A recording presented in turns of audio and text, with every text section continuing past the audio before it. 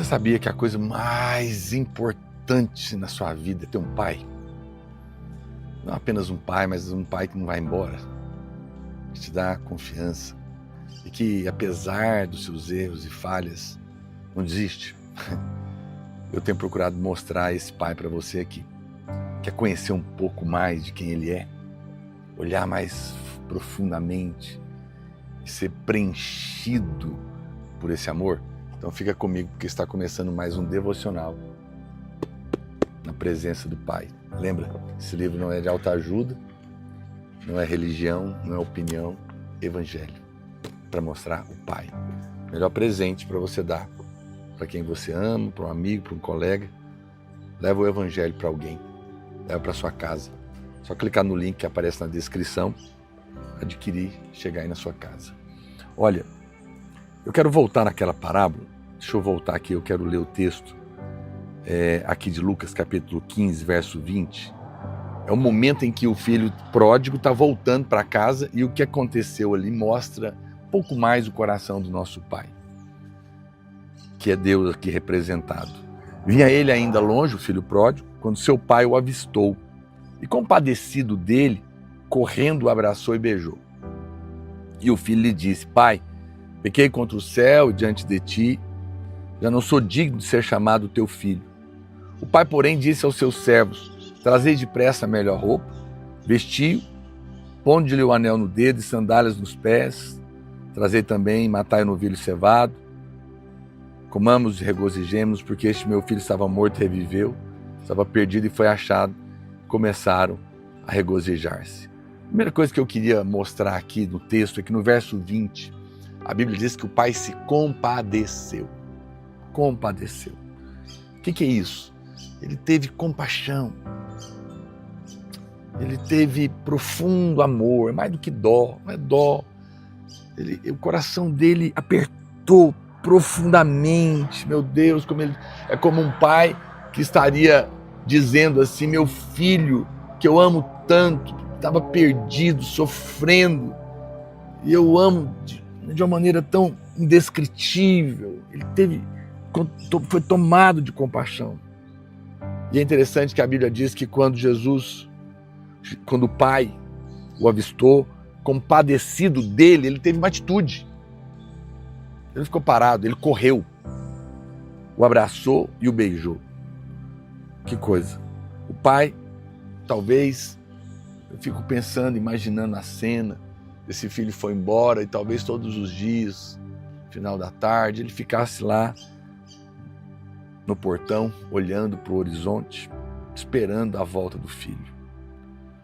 Naquele tempo, mesmo as pessoas ricas, elas viviam juntas em vilarejos por uma questão de segurança.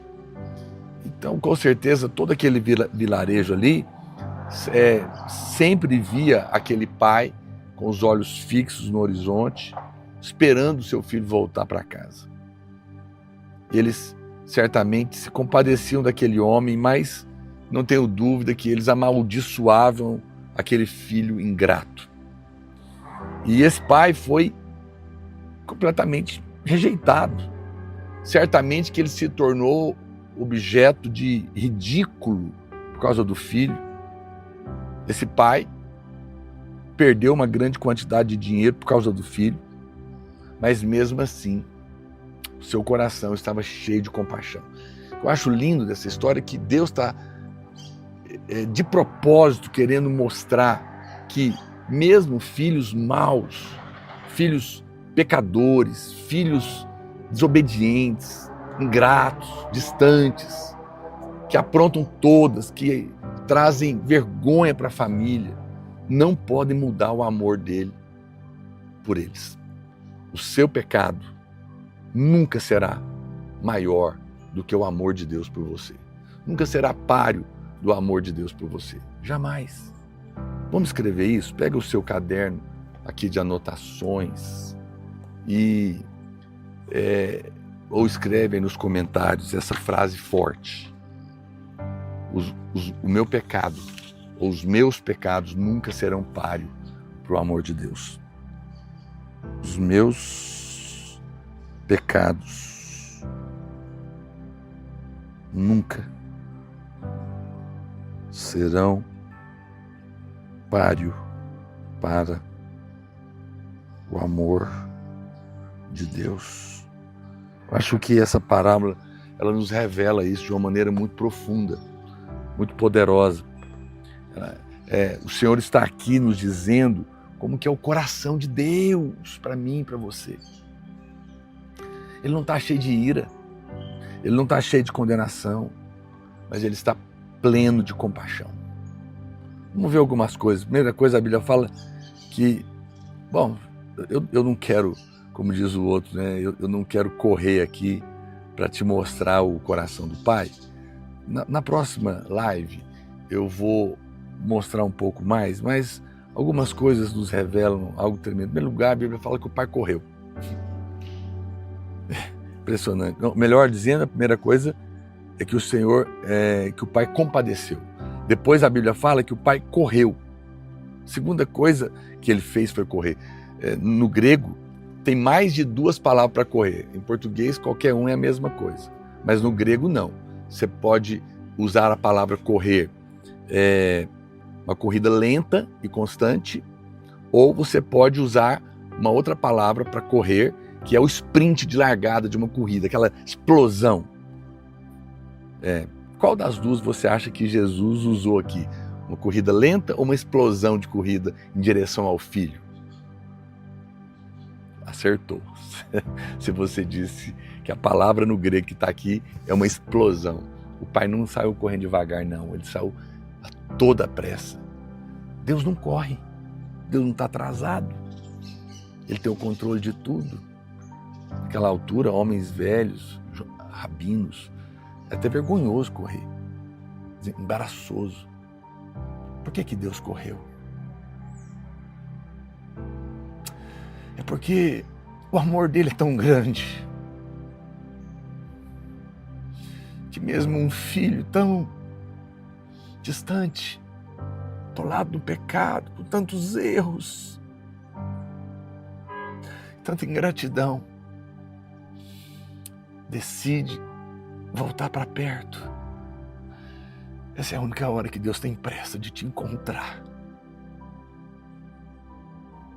É quando você decide voltar para perto.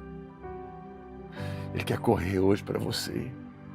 Se você mencionar, se voltar para Ele, a compaixão dele é tão grande, o amor dele por você é tão grande. E agora mesmo Ele está disposto a correr para te encontrar. Meu Deus, correu no ritmo do seu próprio coração de amor. O Pai viu o Filho ainda longe, correu na sua direção. Talvez eles usavam aquelas batas naquela época, talvez ele tenha que ter puxado aquilo. Ele abriu mão da sua glória como Pai para encontrar aquele filho longe. Deus abriu mão da sua glória um dia, veio ao mundo e morreu nu numa cruz, completamente indigno, para encontrar a mim e a você que estávamos longe, perdidos. Tudo isso é para te mostrar tanto que Ele te ama, tanto que Ele te ama. E se Ele não negou isso para você, porque você está desesperado, achando que Ele está se esquecendo de você, ou que não vai, ou que vai te negar alguma coisa, não vai. Você é profundamente amado. A Bíblia fala que ainda aquele pai o abraçou. A terceira coisa que o pai fez foi abraçar seu filho. Preciso lembrar que aquele filho ainda estava fedendo a porcos, mas isso não o impediu de envolver seu filho. Não impediu. Coisa, né? Eu me lembrei de uma história de um famoso psicólogo chamado René Spitz. Depois da Segunda Guerra Mundial, ele relata sua observação com crianças nos orfanatos. Depois da guerra havia milhares e milhares de órfãos em toda a Europa. Eles tinham como alimentar essas crianças, mas não tinham pessoas suficientes para cuidar delas. E durante 3 anos ele observou as consequências da falta de contato físico nas crianças de um dos seus orfanatos que ele estava acompanhando. Era um orfanato com 97 crianças, entre 3 meses de idade e 3 anos. E o relato das suas observações é chocante.